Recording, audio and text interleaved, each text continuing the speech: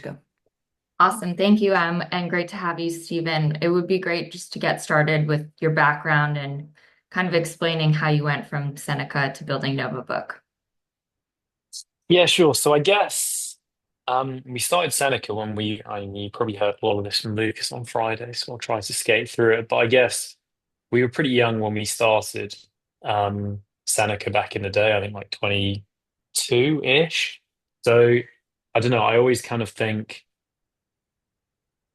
I am biased because this is how I've done it, but I think generally, whenever we start a company, it's like solve a problem that we have exposure to.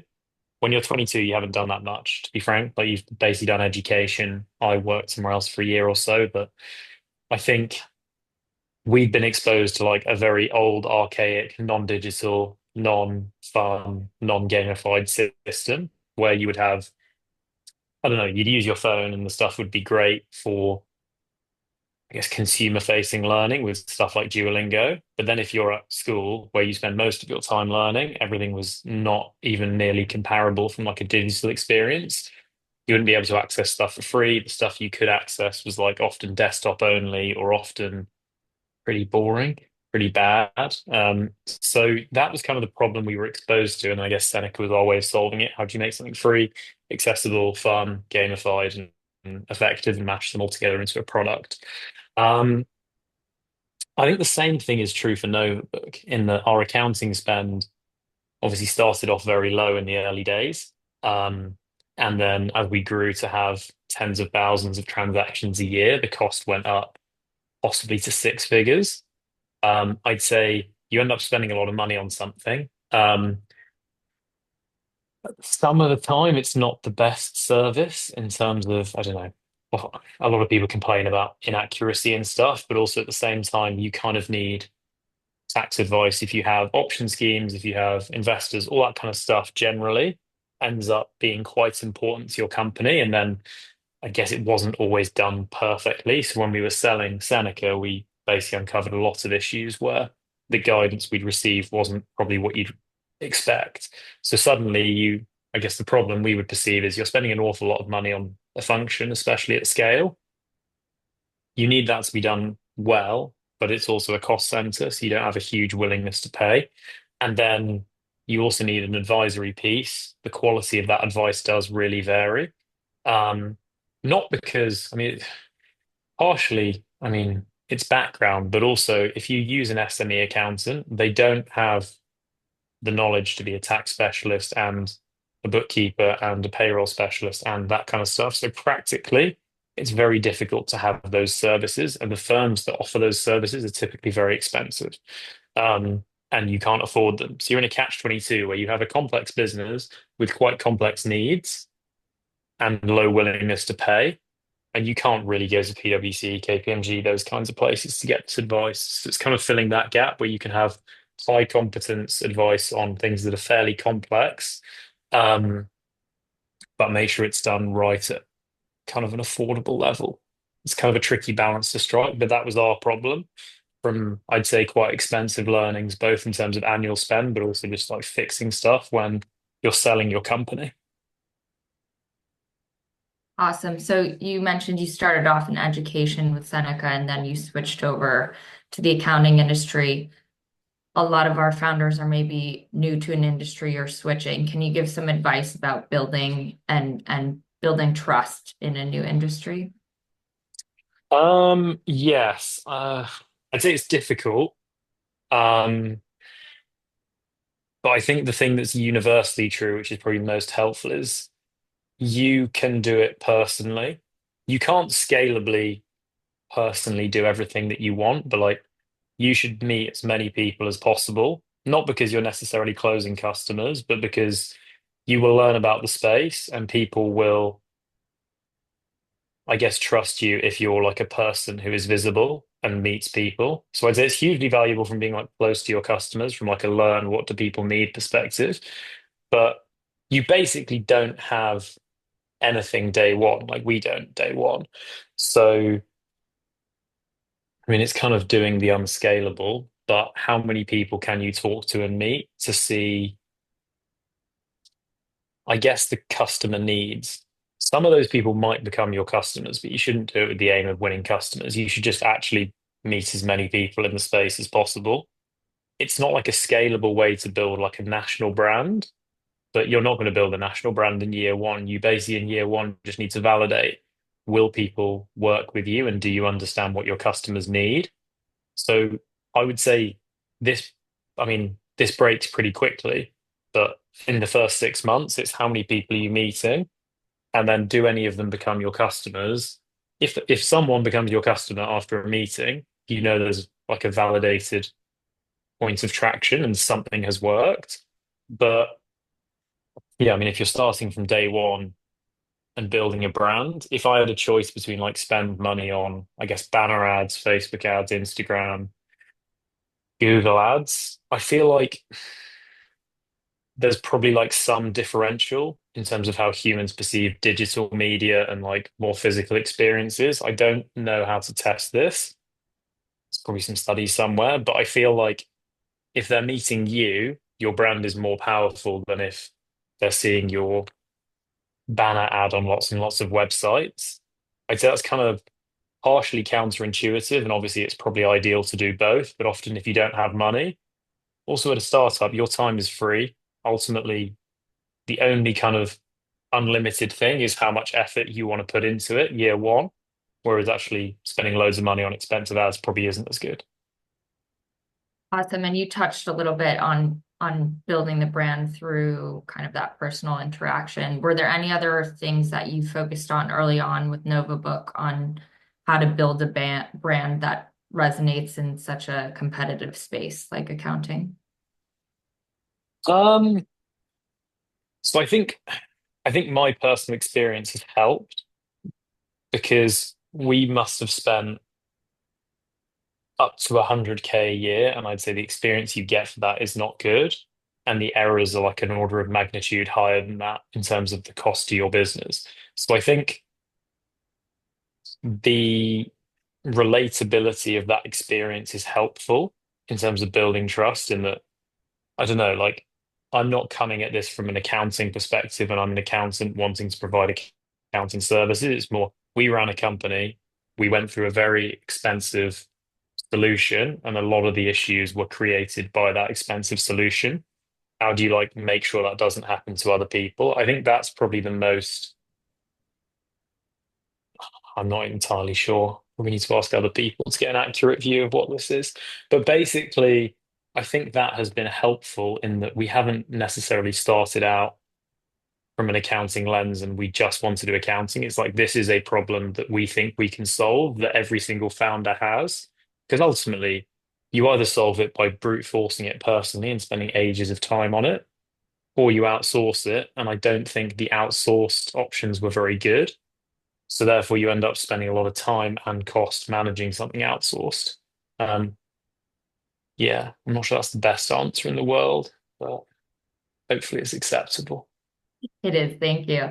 And you mentioned, you were kind of doing those personal chats to get feedback on the product, but how did you guys actually start getting your first paying customers? Did they come from a lot of those conversations or were there other channels? First paying customers, I would say you don't want anyone who's your friend because it's really awkward for your friends to, I don't know, the social pressure to buy is too high. So we deliberately didn't ask anyone we knew initially. I'm pretty sure initially it's just walk into places, which is, I would say, terribly inefficient, and we never do anymore. But at the start, you're like, how on earth do you know who's going to do what? Um, some were referrals where like someone would say you should meet this person. I think that's acceptable because it's not your friend doing it who actually knows you. It's someone your friend knows but doesn't know you. So that's a decision maker. Some was put out ads on Google and see who responds to like, I need an accountant. And then you can see, is that a reasonable channel? I'd say it didn't work super well, but it's just like a test of initially the test you need is will anyone pay you for something rather than does it work economically? That's like stage two. And cold calling. cold emailing. I'd say none of these are good channels, but testing can you get like go from zero customers to one customer is very different from one to 100. And then it's very different to like economically, does 100 to 10,000 work? Um, the zero to one is literally like literally any way you can do something, even if it's really ineffective, would be how I would start it. And it's kind of how we did start both times. Like essentially it's I don't like the word, but probably hustle. It's literally just like any way you can get in front of people, you have to do. And that was all of the founder's job for the first 2 months, because there's no point building products if you can't get a customer. So the first thing is like, who is your customer and what are they paying you? Yeah, that's a great segue into another one of our questions. So, how did you identify and kind of prioritize your key customer segments when you were starting Novabook? Um, so I guess we had a few theories around where the fit would be best. So I'd say you never know what it is. I thought we would be quite good in food, and we do have some food related customers. Theory for food was the profit margins are pretty thin and the accounting is quite complex, or at least it's likely to be just because of the nature of how VAT is charged and the transaction volume. So therefore, the theory there is the accounting cost as a percentage of profit will be the highest. Therefore, we were like, how do we explore that as a solution? Because if they could save money with a better or more automated, more digital solution, they would be pleased. I'd say we probably spent 60% of our time and got no customers there. Now we have more customers there, but like in the first month when we were just like who and where and how, we got no customers. Then you're just like, doesn't feel great. Um, the theory we had with like new company formations was, I guess you don't have an accountant, therefore there is lower switching cost because you don't need to move. And working with like newly formed or like high growth companies is probably where we are now. Ironically, most people already had an accountant before coming to us. So we thought that would work for X reason. It actually worked for a completely different reason. So we were kind of right but wrong, which I guess doesn't matter as long as you get customers. But I do think there is just credence just to testing stuff. Have a couple of theories, test them. If they work, but for the wrong reason, it doesn't really matter as long as they work. It's if they don't work, you need to worry. And were there some early signals that told you that you were solving like a problem that really resonated with your customers with Novabook? Um, okay, so early signals. So I'd say,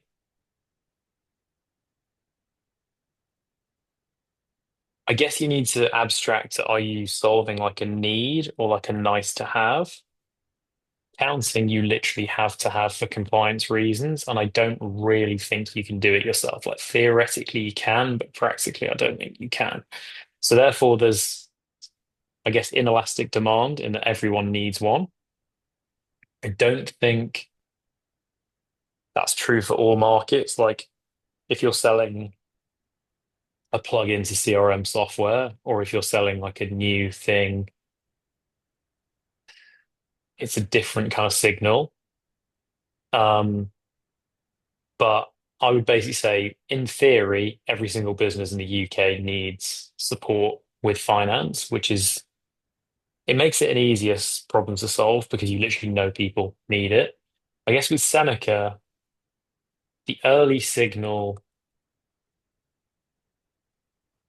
I guess I don't know if Seneca is needed or not needed in the sense that you have exams, you have to do stuff.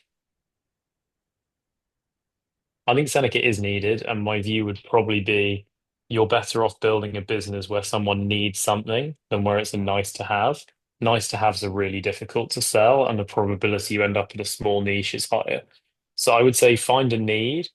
With Seneca, people don't learn all year round for fun. It's just very rare humans to do something like that versus watching Netflix or playing video games or other stuff. So therefore, the most repeating usage patterns end up being exams you have to study, or at least most people feel they have to study for exams. Most people study way less for exams than you expect, but like that aside, like you have to, or you're set work by a school or a teacher, and therefore you have to do something. So I'd say the distinction between have to do and nice to do, I would split really heavily when deciding which segment or which product you're targeting because have to do has higher willingness to pay, has higher usage. Like the problem with nice to do is you'll know this from all of your lives, they just rarely happen. Like in a working day, do I do everything I have to do? Or do I do the stuff that I'd like to do? I'd like to do just ends up on the scrap heap every single time. I think that's just true for people. People are busy, people have got stuff to do. So I'd segment like that. I would say early signals, it solves a real problem. I think user interviews I don't like. Not that they're bad, but I just don't think. I think you can kid yourself too easily that user interviews are giving you a signal that they're not. Especially internationally, it's harder because you lack the cultural context where I guess if you're in America, people are like, oh yeah, it's super cool. And that culturally you can't pass as a British person because no one in England would ever say that and just tell you it's probably rubbish. In America, they're like, yeah, it's rubbish, but we just culturally say something differently. Um, we found that when we expanded to like France, Colombia, Mexico, Austria, like I didn't know how to read user feedback from Germany and Austria relative to France. And France was really negative.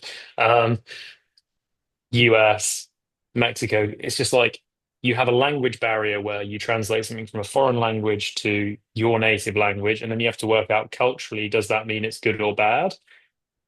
So that's why I don't like user interviews that much, or user feedback. What I would basically say is like an ambiguous signal that you just cannot avoid is like if you have something that is usage based, do people use it? And if you have something that's payment based, are people paying you for it? I'd say it's not universally true, but like discount everything that isn't do they use it or do they pay you for it?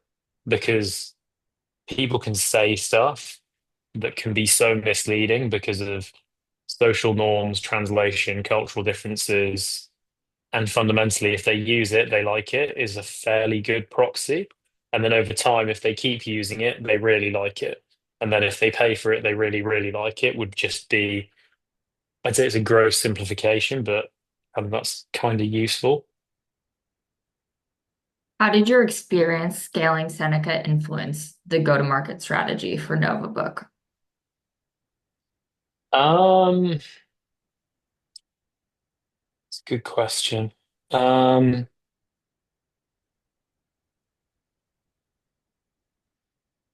I would say like we're in a quite luxurious position now relative to then, which isn't necessarily skill based or learning based, but it does change how you approach things. In that, so with Seneca, we probably spent, I would guesstimate 15K on advertising all time, which is great because it's super cheap. You basically don't have a customer acquisition cost, you don't have a sales cost, you don't have anything. And it was more of product-led growth where it's like we invest our time and effort building something that we think is really good experience, remarkable, fun, and that will speak for itself in a kind of way. Um, that's amazing for growing very quickly if you're right. And if you're wrong, your business is just like flatlined and dead and you don't have any usage because you can't market any other way.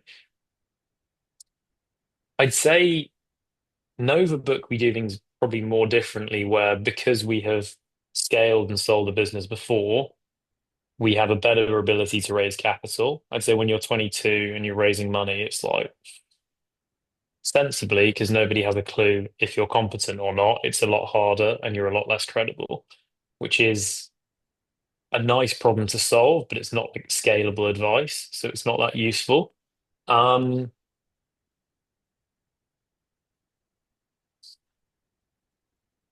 I would say we waste a lot more money now, which probably isn't great advice, but generally it would be, I mean, the main universal learning is you test a channel and then scale it only if it works economically. So it's kind of like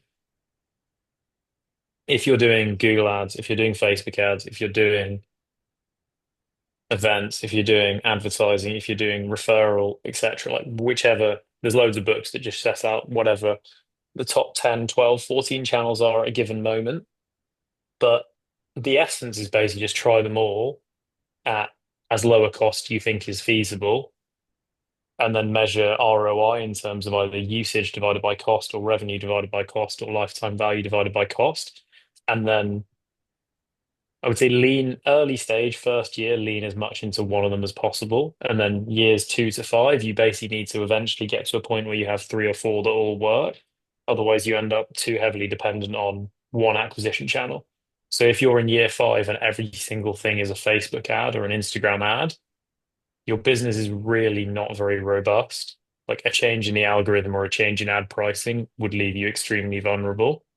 So year 1, I lean really heavily into one thing that works, and then years 2 to 5, I would lean into like a more diversified audience. But I do think it's very business specific, like having like a free education thing versus an accounting service plus software business, I'd say are super different. But the abstraction of try channels and spend as much when you're money constrained, spend as much in the highest return channels, I think is just always true. Awesome. So you mentioned the product-led growth with Seneca, and it was something kind of like fun and exciting. When you switched over to Novabook in an area like accounting, which maybe is a little less exciting for people, how do you think about building that brand and capturing attention? I'd say the ultimate goal would probably be that you can replicate the same product experience. It's obviously like more difficult, but I do think you can get there. The challenge is you have to do so much more to get there. But I'd say making it fun and exciting will be a residual rather than at Seneca. It was like, here is the core USP to some degree. Um, I think it's interesting because I think it will probably change. Like initially, we were kind of starting out from a more startup and founder oriented background. So it's kind of our initial thought was, how is it as different as possible? Not, it was like, look at the market and you're like, how different are you? Because I guess if your brand site and feel looks exactly the same as everyone else, there is just no differentiation whatsoever. So the initial thing is like, how different is it? And then if people resonate with that feeling, that works to a degree. So basically, how can you zig whilst others zag would be the main focus. Because if your brand, let's say you're starting a Facebook competitor and the brand and logo look the same as Facebook did, that just isn't going to work and you know it. I guess if you look at the generations that supplanted it, like Snapchat probably is as visually different from Facebook as possible. I guess Twitter's pretty similar. I don't know if this is actually a good argument, but I would say that was how we looked at it. The challenge I'd say is like, I don't know, when you're then working with hundreds of customers, your brand can potentially also become like too tied to your early audience. If you look at our color scheme, etc., if I'm going in and pitching to an enterprise customer to automate finance processes and do X, Y, Z, is the brand actually a hindrance? So that is something that probably needs to evolve over time.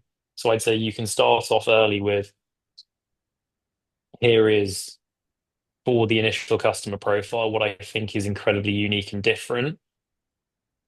I do think branding can evolve over time, but then it can also constrain you in that if you go down this kind of brand, does it stop you with other customers you're talking to or different profiles or all that kind of stuff?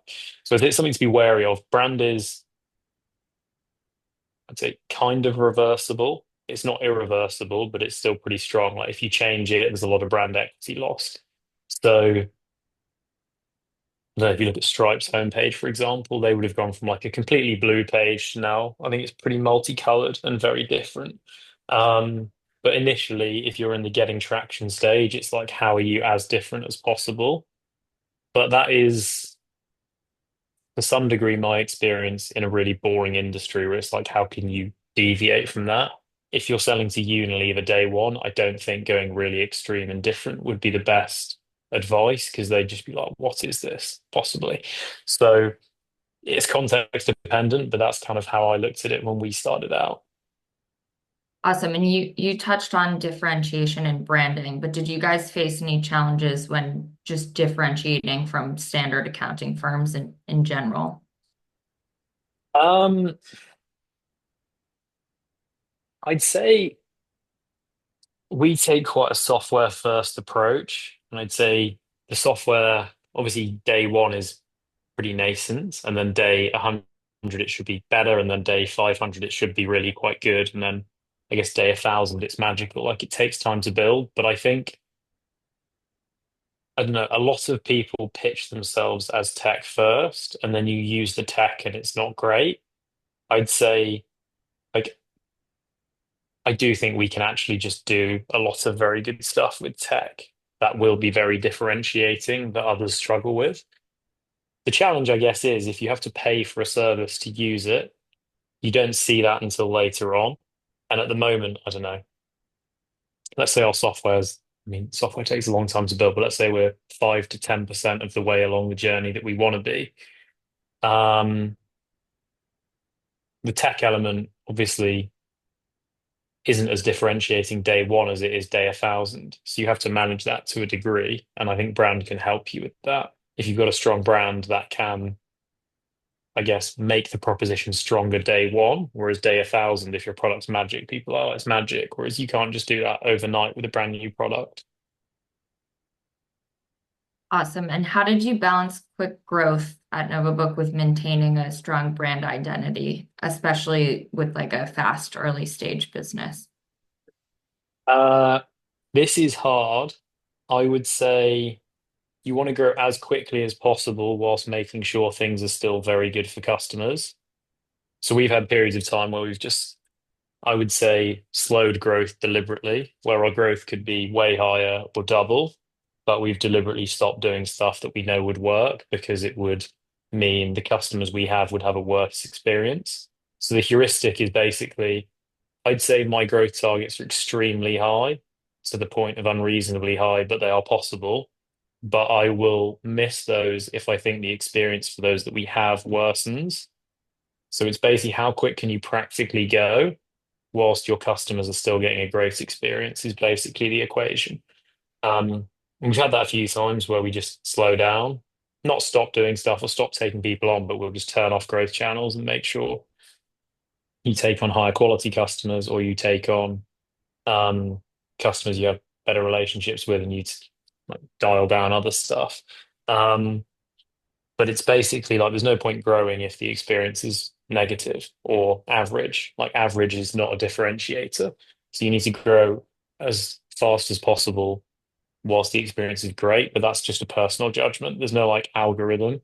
I wouldn't use net promoter score. I would just say you need to like look at what's happening and decide what you think is possible. And you touched on kind of initially thinking the food industry would be clients for you. Did you have any other kind of like big pivots when you look back at building Novabook? Um, I'd say aside from that, it's been like quite waterfall in that it's gone as we expected and planned. I'd say Seneca was a lot more, I'd say, evolutionary. I think experience probably means that your judgment is more likely to have a high hit rate, like food kind of offerings aside with accounting. Like Seneca, we probably started off B2C and then kind of went to schools because kids only use stuff when they're studying for exams. Then COVID happens, you changed, and we sold to governments because governments needed to find solutions like in Latin America.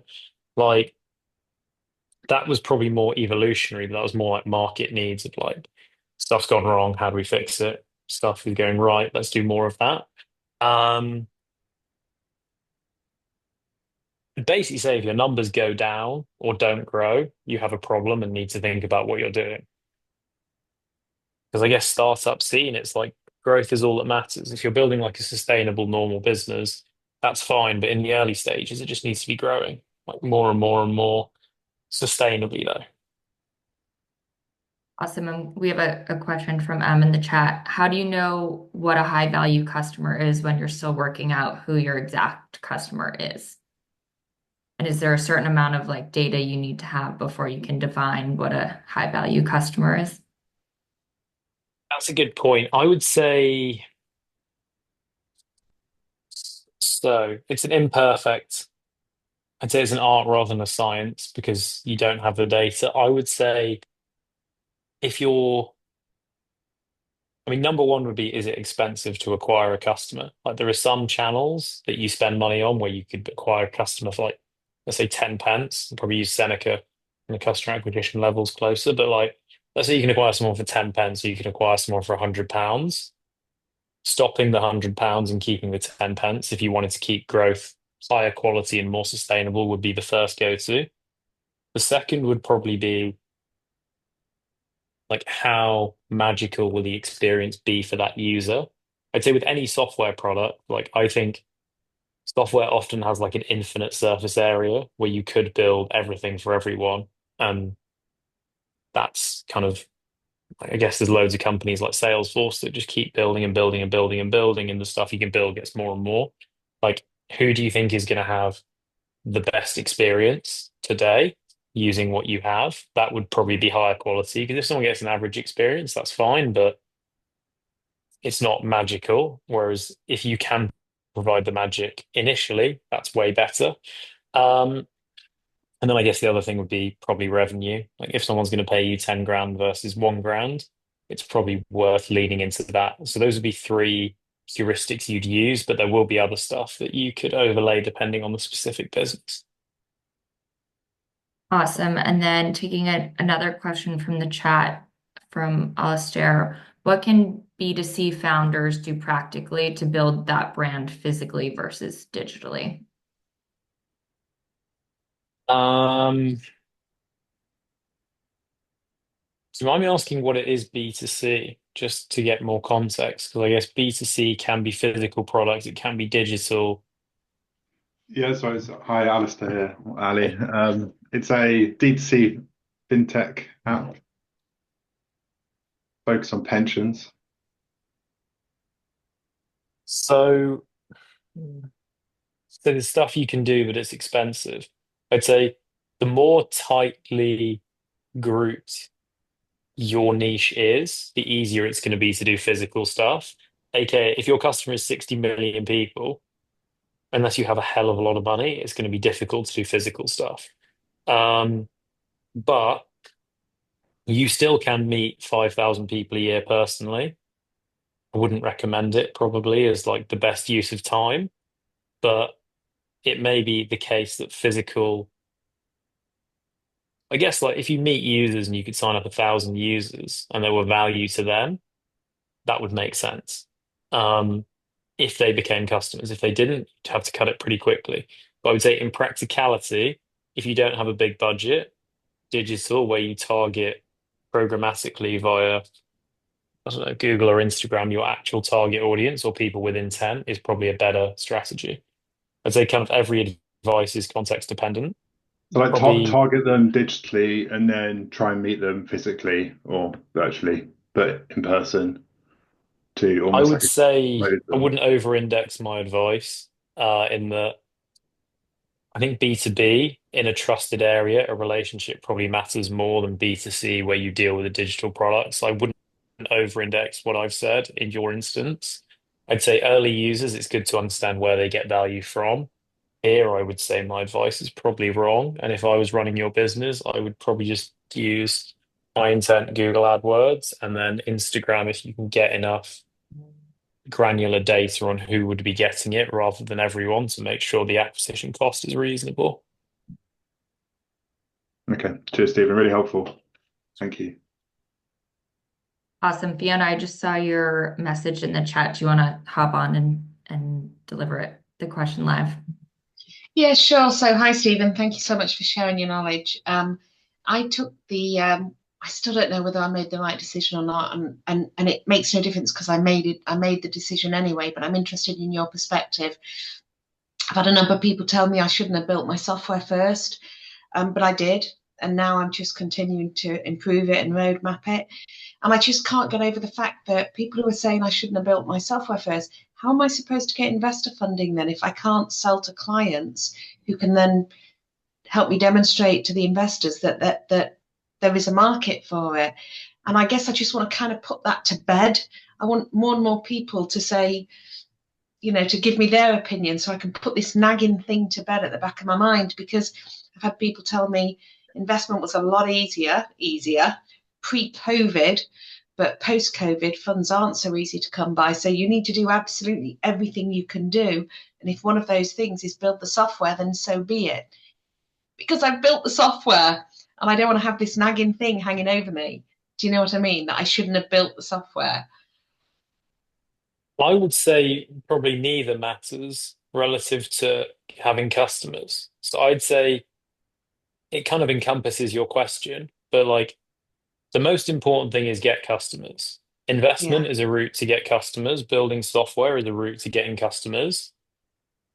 If you can't have customers without the software, what matters is, do you have customers? Like, you yeah, don't need investment for investment's sake. If you're building a software product that people have to use, and to win a customer, you have to have your software at least at MVP stage, that's the right thing.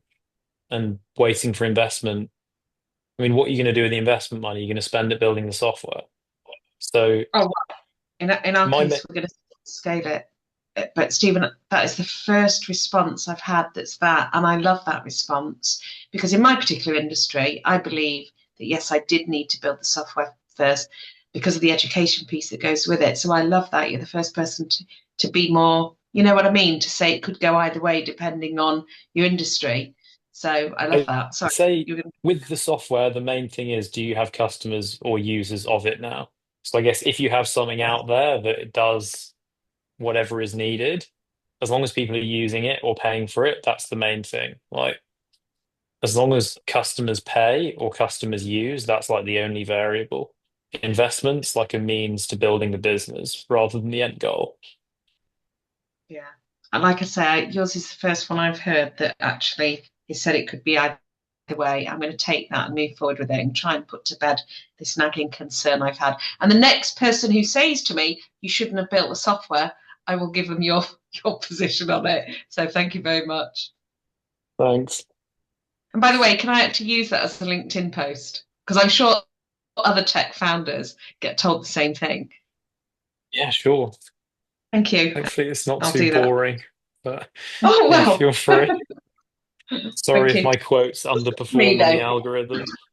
Does anyone agree with me, though, that, you hear a statement and sometimes it's just nice to hear a perspective that's more generous. Yeah. In other words, if there's no right or wrong, you know what I mean? There are rights or wrong in life, but when there isn't a right or wrong, it's nice to hear someone who's prepared to say, well, it depends. Fiona, I'm I guess literally, everything, yeah, sorry, Anne. no, I was just gonna say quickly, I'm literally writing a blog post right now about how much advice there is in the startup world that is like taken as like, I don't know, God's word and it is like completely binary when Yeah. now having hosted probably like 100, I don't know, 200 plus workshops, we so often hear successful founders and investors who say it is absolutely this path, and then we'll have the next week someone but it is absolutely Yeah. the exact opposite path. Like if you don't do this, you're screwed, blah blah blah blah blah. And like I don't know what's true at this point. I'll be honest, and I think that can make it even more complicated. But I'm just yeah yeah. There's always That's the key options. point. For somebody to actually say it's horses for courses, instead of saying it's this or it's that, you're the first person that said that, Stephen. So, yes, I am going to frigging write a LinkedIn post about it in case any other founders out there are going, oh, shoot, I shouldn't have built the software first. Mhm. Stephen, I put another question in the Yeah, chat sure. about the user interviews because that's like another thing that I've like that we hear people say like user interviews is the absolute most important thing.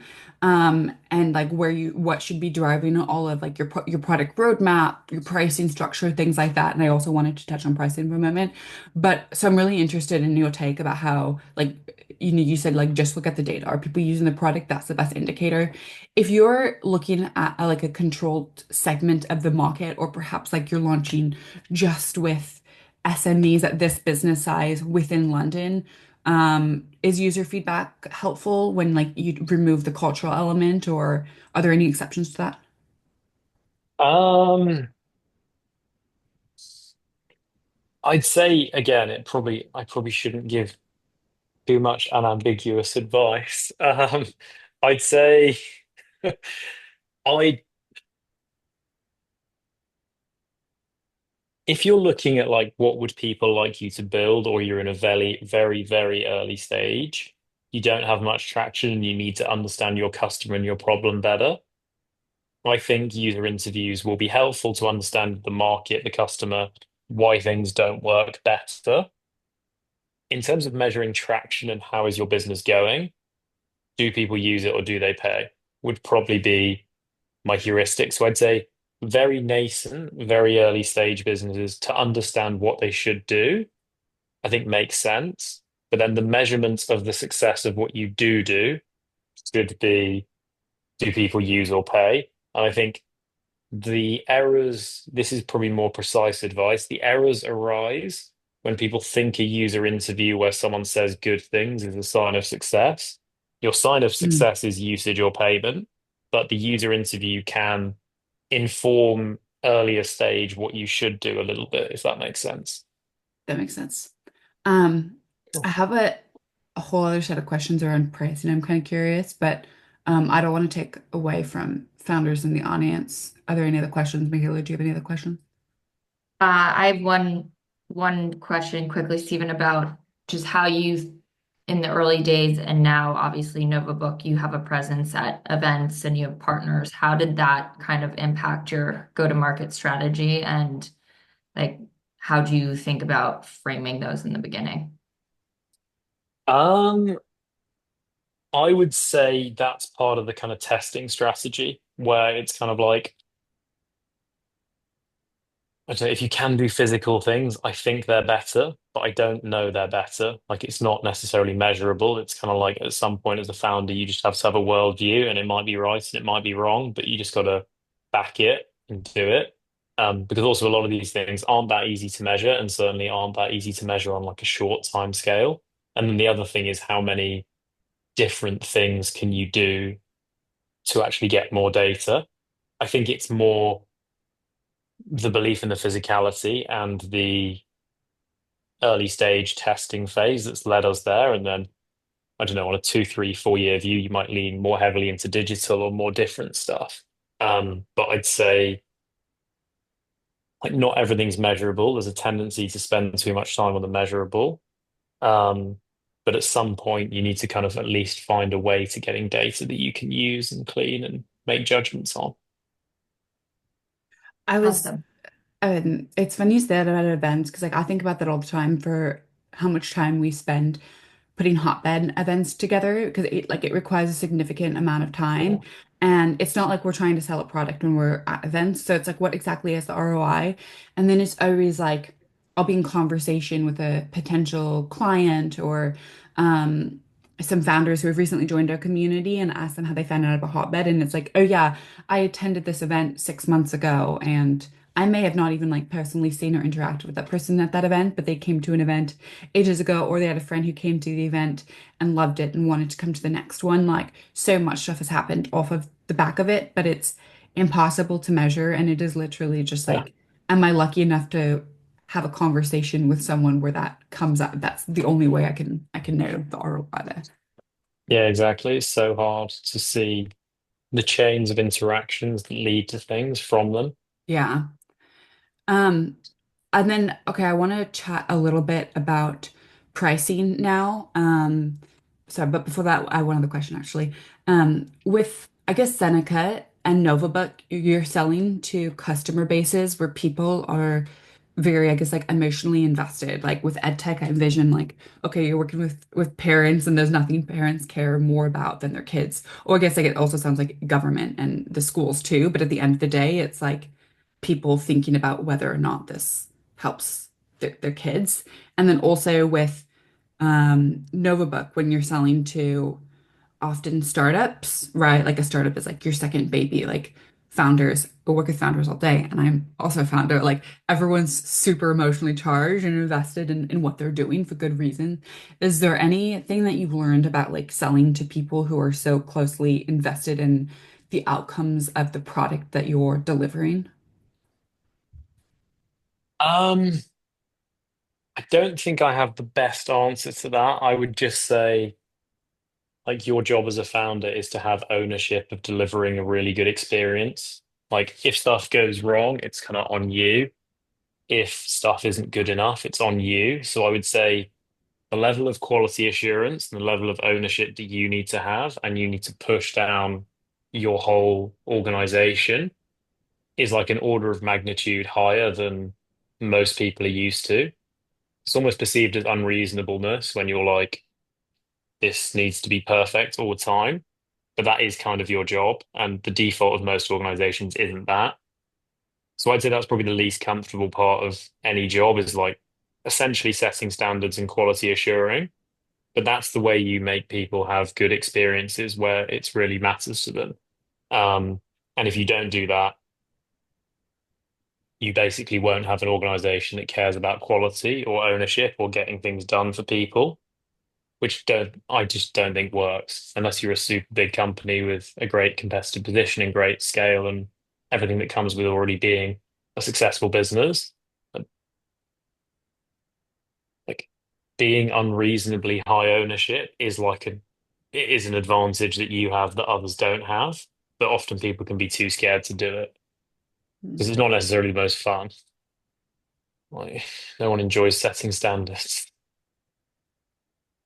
That's okay. Last few questions for me will be pricing, and if anyone wants to jump in with a question too, please feel free to do so.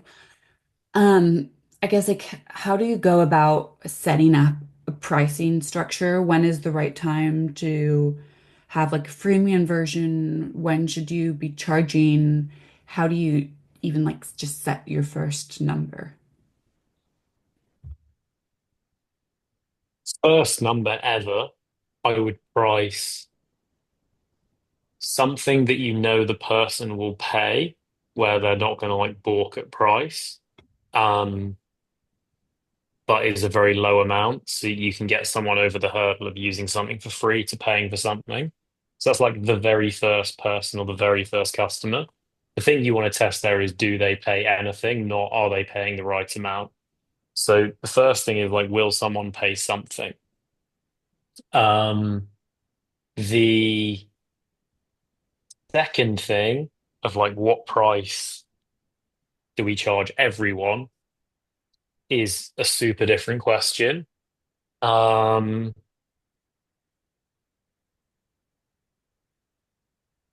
Seneca was quite easy in a way because we had such high volume, you could actually test different prices and get statistically significant responses.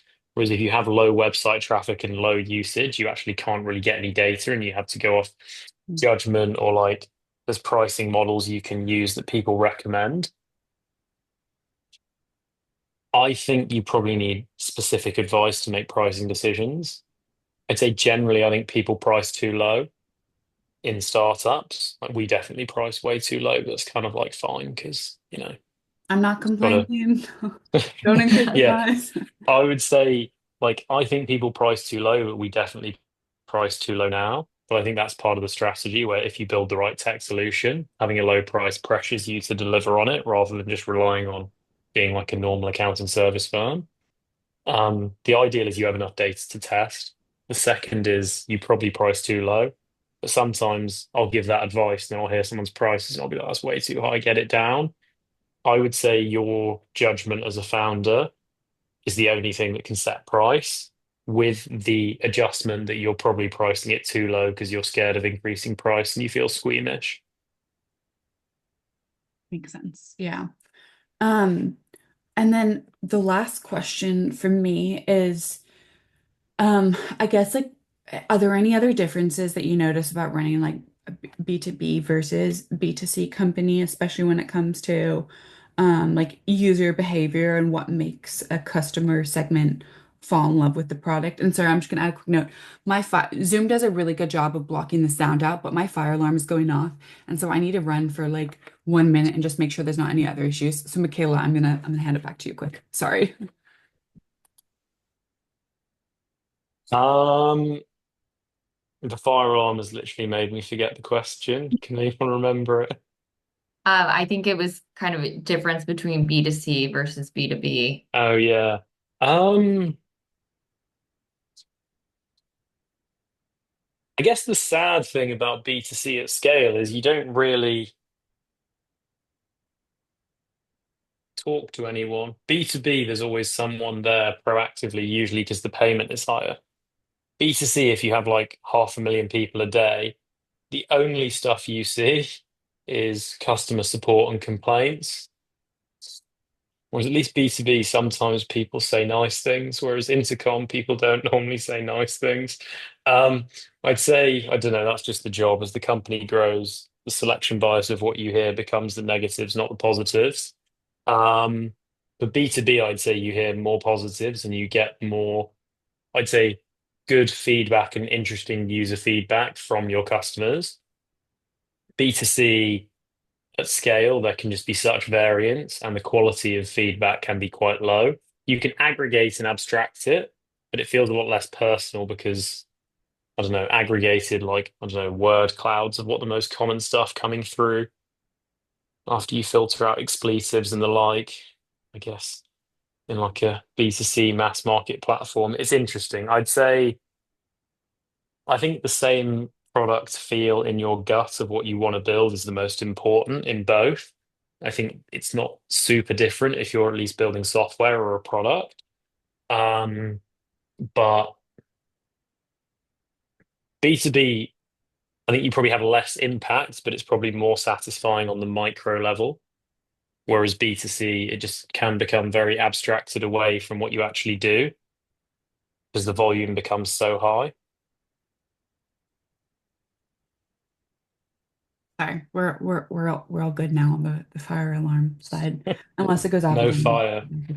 No, honest, it goes off like probably every other day, and now it's at the point where like no one in the building even takes it seriously. So I'm like actually getting worried if there is an issue. Anyway, I'm not gonna bore everyone with the problems in my apartment building, although I hope my building manager sees this video. But okay, my final question is oh, Michaela, sorry, can you message the speaker in the waiting room quick? Yeah.